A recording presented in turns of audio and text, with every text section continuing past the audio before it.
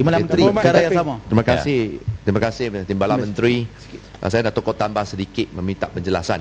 Tadi Timbalan Menteri telah pun katakan kerajaan tidak pernah mengabaikan sama ada di sekolah rendah kebangsaan SJKC ataupun SJKT. Tapi fakta di depan mata kita. Saya nak tanya Timbalan Menteri, mengapa bangunan di SJKT di Bahau Negeri Sembilan kerana masalah anai-anai runtuh sehingga 298 pelajar mereka mengancam tidak mogok sekolah, bukan mogok lapar, mogok sekolah. Kedua, sekolah jenis kebangsaan Tik Bing di Pantai Remis, kawasan saya, runtuh kerana masalah anai-anai. Minta peruntukan tahun-tahun. Sampai sini dengar bunyi bayang tak nampak. Yang ketiga, sekolah jenis kebangsaan Hualien, Taiping. Nak bina sekolah sejak tahun 1978. Minta hari ini 7 tahun 1978 sampai hari ini 7 juta peruntukan, 1 sen pun tak dapat. Apakah penjelasan? Kita mengikut statistik gabungan guru-guru di Semenanjung Malaysia, Chiao Zhong, di mana ada 133 buah sekolah, bangunan sekolah yang berbahaya. Seperti sekolah Kek Hua, Kedah. Bangunan runtuh, cikgu mati. Sampai hari ini saya tak tahu sama ada kerajaan sudah bayar pampasan.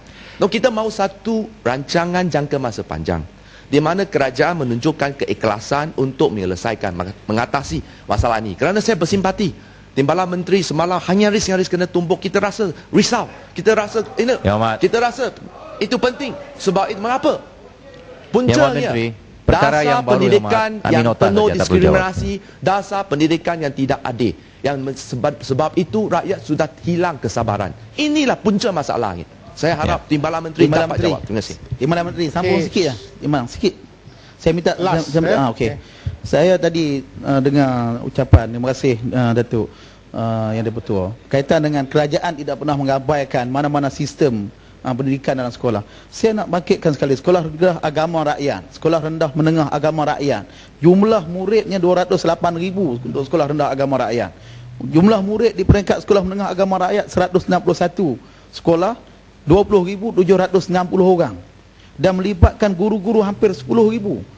Dan sekarang ni saya faham kawan-kawan daripada SRJ, SJKC dan sebagainya.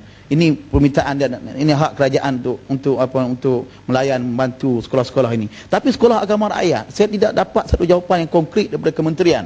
Bagaimanakah sekolah-sekolah ini boleh dibantu? Sampai 1,132 sekolah, melibatkan ratusan ribu pelajar yang dianak tirikan, yang ditarik balik bantuan per kapita. Jadi saya pohon daripada pihak kementerian ada satu jawapan yang konkret. Apabila pihak kementerian menjawab, kita tidak pernah mengabaikan sekolah-sekolah ini.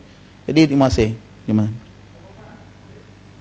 Jabatan, semasa penggulungan pada tahun lalu, pernah saya jawab soal ini.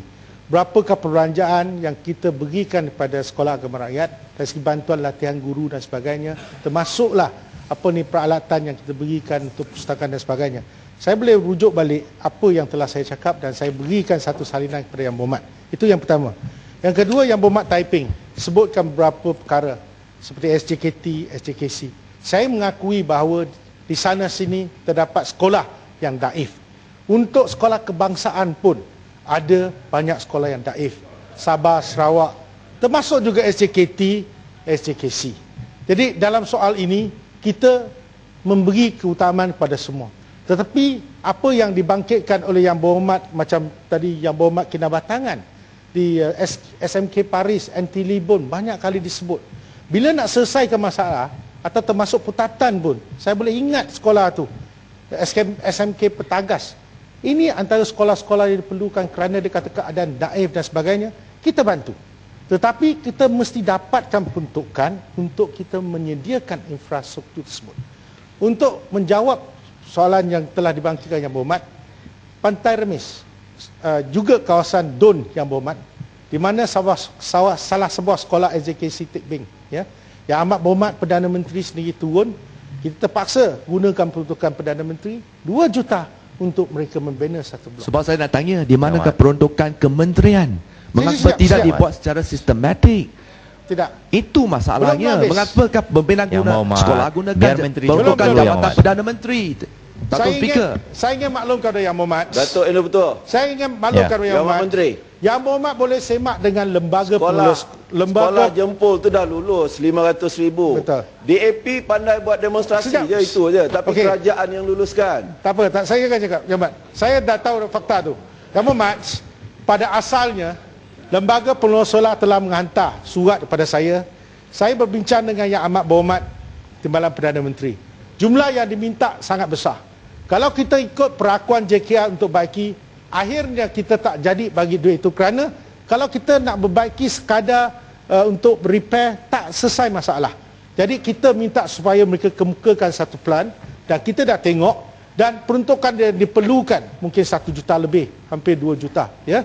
Dan saya sendiri dah dengar pandangan Yang Berhormat telah dalam surat khabar dia menyatakan supaya mendesak kerajaan bagi. Akhirnya, tak kira Perdana Menteri atau Timbalan Perdana Menteri, kita cari satu kaedah. Kalau kita dapat jimatkan 1 juta lebih daripada kementerian, duit itu bukan kita simpan untuk apa? Bagi pada sekolah lain. Jadi kita gunakan cara ini, penjimatan, untuk bagi pada sekolah lain. Jadi tidak silap. Yang Berhormat di Bahau, Yang Berhormat Jempol juga menyebut tentang yang SJKT itu. Kerajaan telah luluskan peruntukan nak buat. Apabila digembar-gemborkan oleh pihak-pihak tertentu, ia jadi satu isu politik. Dan kita nak selesaikan bukan sahaja SJKC, SJKT, termasuk juga SK yang kawan-kawan kita sentiasa membawa isu dalam parlimen. Jadi bukan mudah kita nak memenuhi keperluan semua, tetapi kita akan cuba sedaya upaya untuk membantu. Menteri, 3 kali bangunan ni. 30 saat je.